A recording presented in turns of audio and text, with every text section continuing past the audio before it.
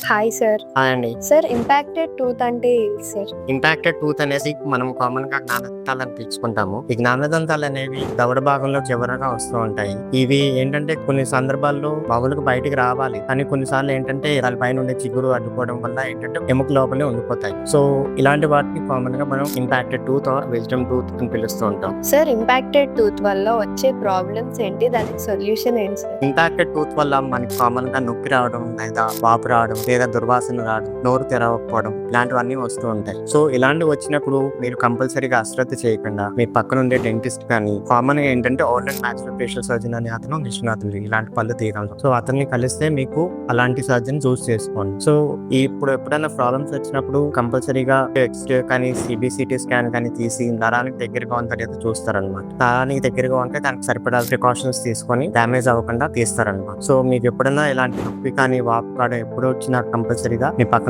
Dentist కానీ oral and మాక్సిలోఫేషియల్ surgeon మాత్రం compulsory కలవాలి. Thank you very much.